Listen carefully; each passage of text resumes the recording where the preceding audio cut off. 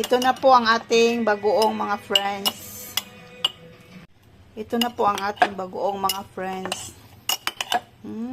Bango. Ito mga friends, oh. Mabango siya kasi mayroon siyang ahos. Sarap mga friends.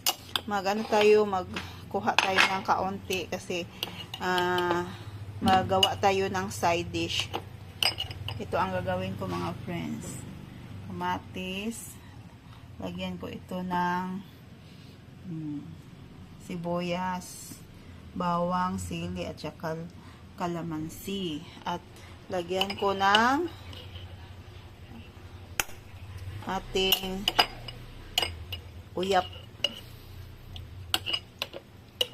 na bagoong nga ako lang ang nagawa. Sarap mga friends.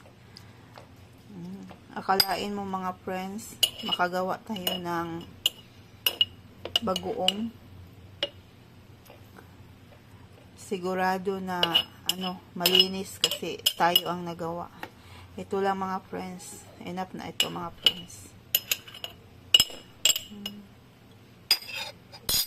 Nakaiwas tayo sa food coloring.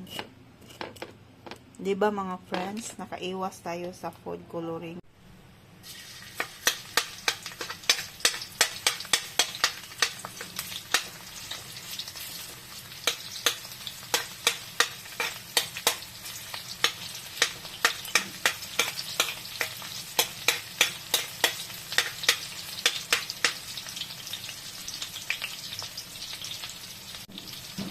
Use oil po ang ginamit ko nito mga friends. Pinaglulutuan ko ito ng isda na pinirito. Prito. Mas masarap at mas mabango kung use oil ang gagamitin ito sa pagluto ng ganito mga friends.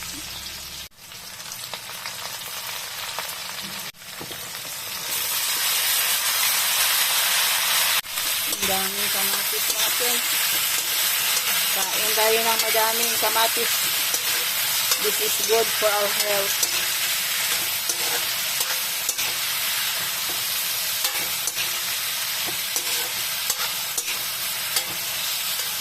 Mga 3 araw na po ito mga friends na niluto ko. Ito mga 3 araw po ito maubos mga friends.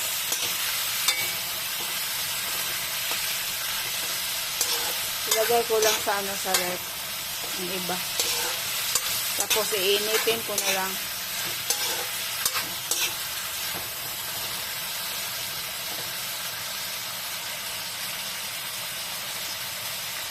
Ito na ang ating uyap na ginamos. White sugar. Konti lang.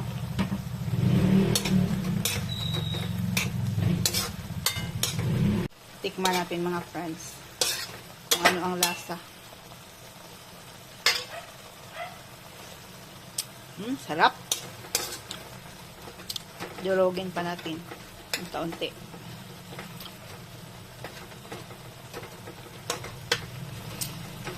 Okay na ako mga friends. Kung ito lang ang ulam ko, pwede na ito i-ulam. Pero mayroon akong munggo dito mga friends. Iyan ako sa munggo. Ito munggo. Partner ko ito sa munggo.